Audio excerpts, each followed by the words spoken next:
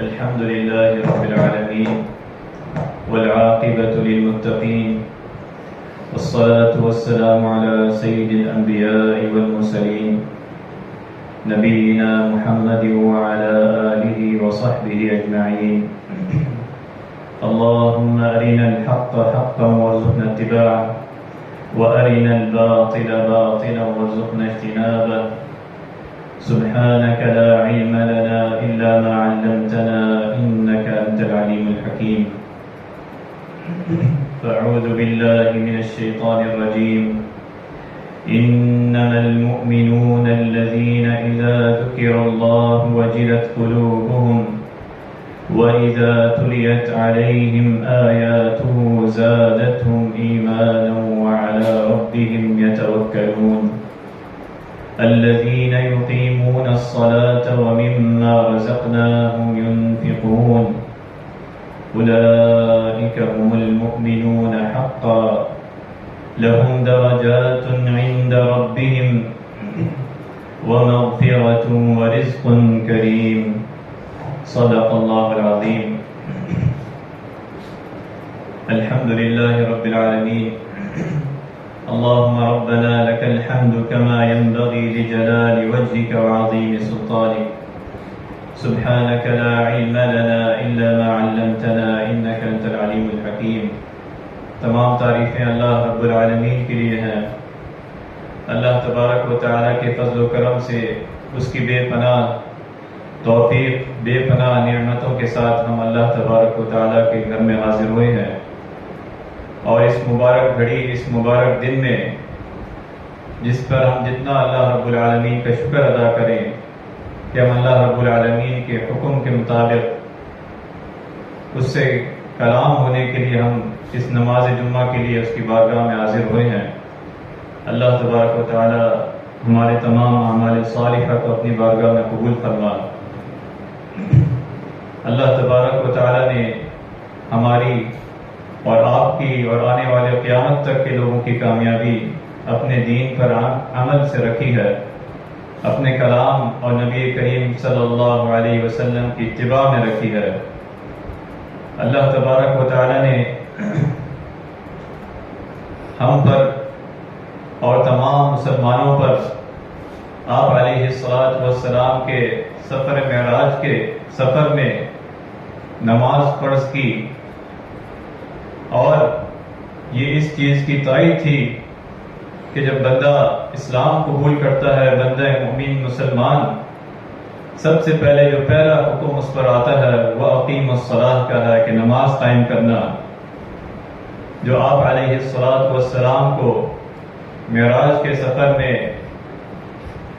ہم پر فرض کی گئی آپ علیہ السلام کے ذریعے، جس کا ذکر آپ علیہ السلام نے فرمایا اعطی الرسول صلی اللہ علیہ وسلم ثلاثا، اعطی الصلوات الخمس واعطی خواتیم سورۃ البقرہ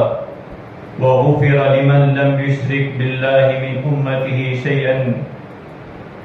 کہ آپ علیہ السلام کو تین چیزیں ایسی دی گئی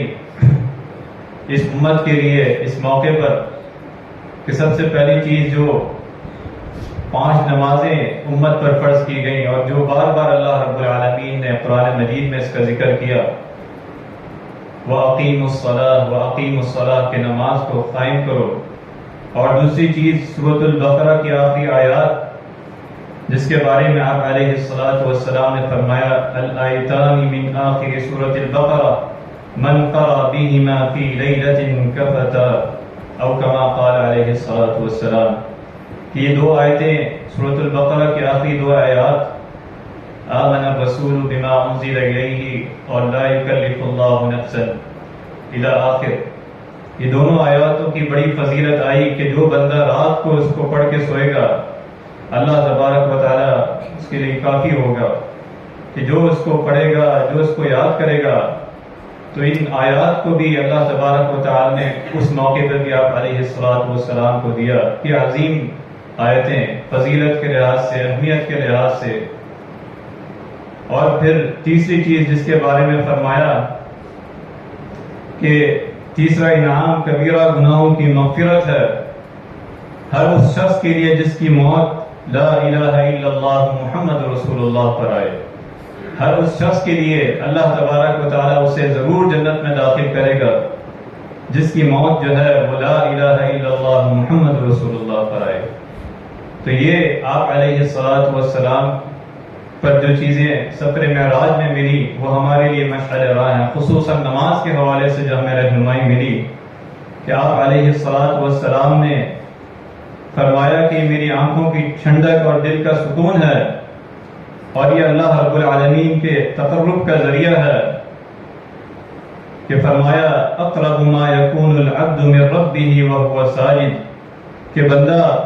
اپنے رب کے اس وقت سب سے قریب ہوتا ہے جب وہ سجدے میں ہوتا ہے. تو نماز کی حالت میں سجدے کی حالت میں وہ اللہ رب العالمین کے سب سے زیادہ قریب ہوتا ہے.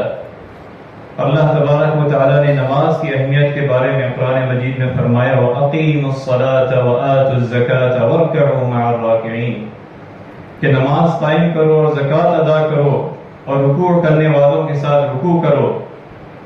اور پھر دوسری جگہ فرمایا وَمَا أُمِرُوا إِلَّا لِيَعْبُدُوا اللَّهَ مُخْلِصِينَ لَهُ الدِّينَ حُنَفَاءَ وَيُقِيمُوا الصَّلَاةَ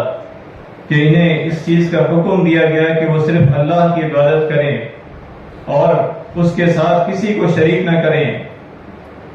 اور نماز کی ادائیگی کریں، زکوٰۃ ادا کریں. اور یہی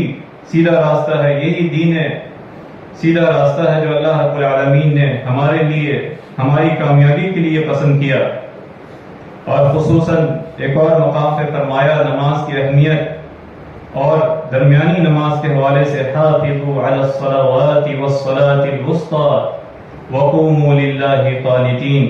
اپنی سب نمازوں کی حفاظت کرو، خصوصاً درمیانی نماز کی کہ اللہ کے حضور ادب سے کھڑے ہوا کرو، خشوع و خضوع کے ساتھ اللہ کے سامنے حاضر ہو. درمیانی نماز یعنی نماز عصر اور دیگر نمازیں. اور پھر فرمایا کہ جہاں اس کا حکم دیا آپ علیہ الصلوۃ والسلام نے اسے کر کر دکھایا. اللہ رب العالمین نے تمام انسانوں کے لیے جب وہ آپ علیہ الصلوۃ والسلام کے اتباع میں آ جائے، جب وہ دین اسلام قبول کر لے، سب سے پہلا عمل جو ہے وہ نماز کا ہے اور وہ خود بھی اس کی اتباع کرے، خود بھی اس پر عمل کرے اور اپنے اہل و عیال کو بھی اس کا حکم دے کہ اللہ رب العالمین نے اس کا حکم دیا وَأْمُرْ أَهْلَكَ بِالصَّلَاةِ وَاصْطَبِرْ عَلَيْهَا لَا نَسْأَلُكَ رِزْقًا نَحْنُ نَرْزُقُكَ وَالْعَاقِبَةُ لِلتَّقْوَى اپنے گھر والوں کو نماز کا حکم دو، خود بھی اس پر عمل کرو کہ ہم تمہارے سے رزق کے بارے میں نہیں پوچھیں گے. لا نسألک رزقا ہم تم سے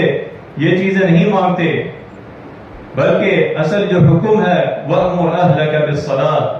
خود بھی نماز کی پابندی کرو، اس پر عمل کرو، اس کو پورے خشوع اور خضوع کے ساتھ پڑھو اور اپنے اہل و عیال کو بھی جو ہے اس کا حکم دو، اس کو نماز جو ہے ان کو بھی سکھاؤ، اپنے بچوں کو بھی جو ہے نماز کی پابندی کرواؤ. تو اللہ رب العالمین نے جہاں اس کی اہمیت بیان کی وہاں اہل ایمان کی صفات بیان کی اور ان کی کامیابی کا ذریعہ فرمایا کہ جو نماز کو خشوع اور خضوع کے ساتھ پابندی کے ساتھ ادا کریں وہ کامیاب ہیں، وہ وارث ہیں جنت کے. سورہ مؤمنون کی ابتدا میں اللہ رب العالمین نے فرمایا قد افلح المؤمنون الذين هم في صلاتهم خاشعون کہ ایمان والے مؤمنین کامیاب ہو گئے. قد افلح المؤمنون کامیاب ہو گئے جن کے اندر یہ صفات ہوں. اور پھر خاص طور پہ اللہ رب العالمین نے ابتدائی آیات میں نماز کا 2 دفعہ ذکر کیا الذين هم في صلاتهم خاشعون، پھر آگے دوبارہ فرمایا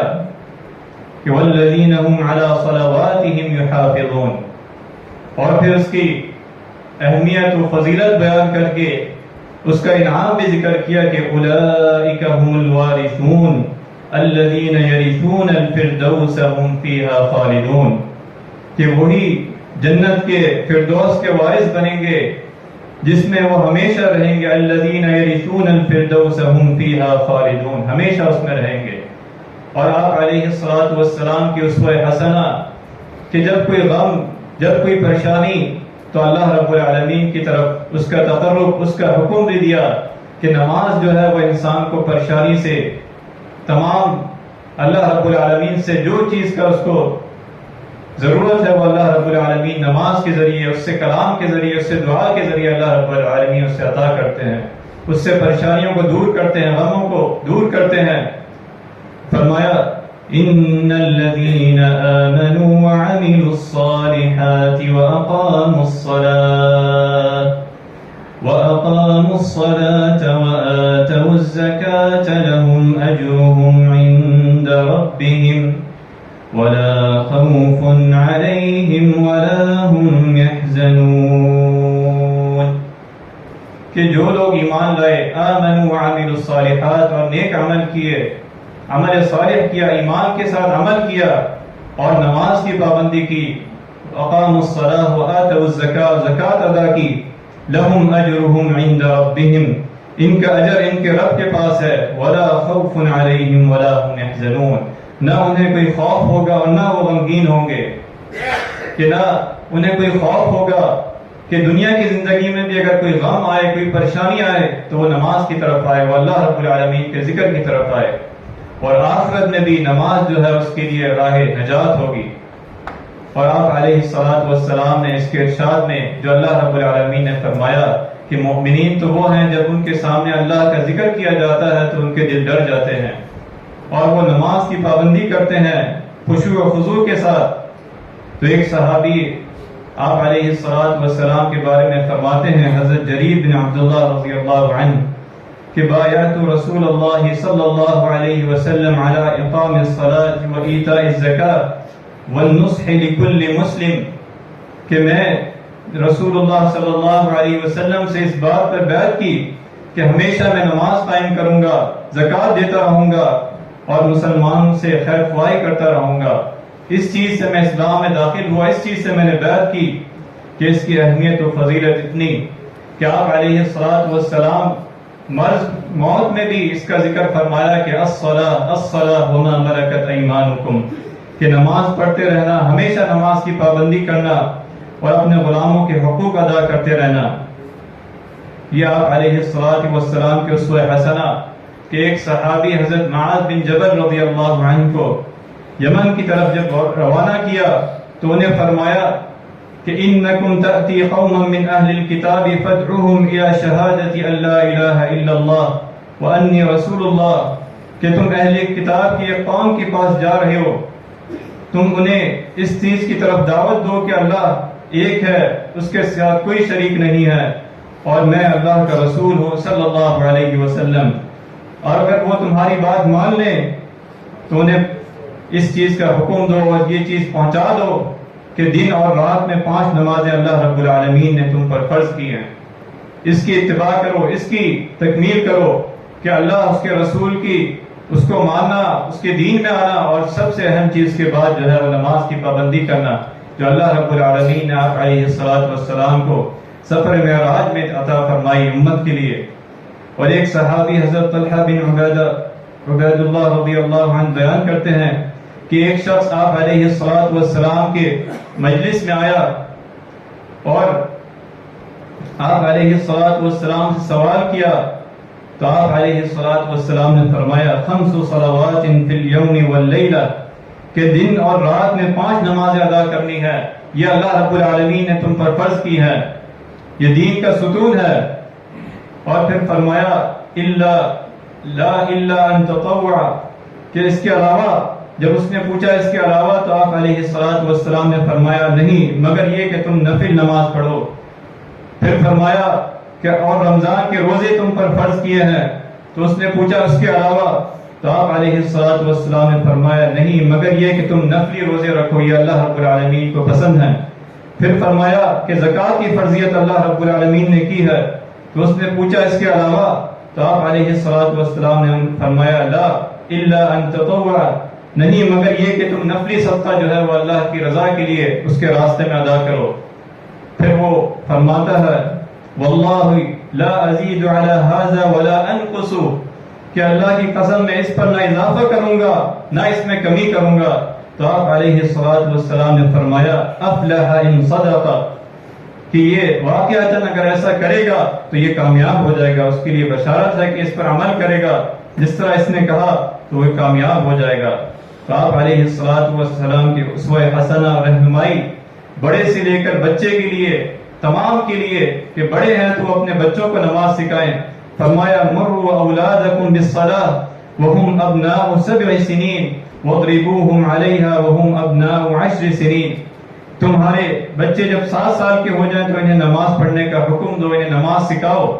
اور گھر میں نماز کی پابندی کرو کہ گھر میں بھی نماز کا اہتمام کرو، فرض نماز کے علاوہ، کہ وہ بچوں کے اندر بھی نماز سیکھیں، نماز کے آداب سیکھیں۔ اور پھر فرمایا کہ اس کے بعد جو ہے ان سے مزید سختی کی جائے کہ ان پر نماز جو ہے وہ اللہ رب العالمین کی طرف سے جو ہے وہ فرض ہے۔ اور آپ علیہ السلام نے بشارت دی کہ جو مسلمان اس چیز کی پابندی کرے تو اللہ تبارک و تعالیٰ اس سے بشارت دیتا ہے کہ وہ اس کو جنت میں ضرور داخل کرے گا۔ فرمایا 5 نمازیں اللہ تعالیٰ نے اپنے بندوں پر فرض کی ہیں، جو شخص انہیں اس طرح ادا کرے خشوع و خضوع کے ساتھ اور نماز کی پابندی کرے، ہر نماز کو وقت پہ ادا کرے، اور اللہ رب العالمین اس سے وعدہ کرتا ہے کہ اللہ تبارک و تعالیٰ اسے ضرور جنت میں داخل کرے گا۔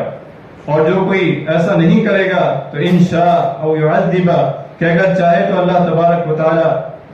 اسے عذاب دے، یا اگر اللہ تبارک و تعالیٰ چاہے تو اس کو جنت میں داخل کرے۔ تو نماز کی فضیلت و اہمیت، آپ علیہ السلام کی تعلیمات جو ہمارے لیے مشعل راہ ہیں، خصوصاً نماز باجماعت کے لیے آداب بھی ہمیں اللہ تبارک و تعالیٰ کے رسول صلی اللہ علیہ وسلم نے رہنمائی فرمائی کہ نماز جو ہے وہ انفرادی اور فرض نماز جو ہے وہ اجتماعی عبادت بھی ہے۔ فرض نماز جو ہے وہ انفرادی اور اجتماعی عبادت بھی ہے، کہ جب بندہ انفرادی عبادت کے لیے آتا ہے تو وہ اپنے انفرادی معاملات کے ساتھ ساتھ اجتماعیت کا بھی خیال رکھتا ہے۔ آپ علیہ السلام نے فرمایا من اکل من هذه الشجرة متنجع فلا يقربن مسجدنا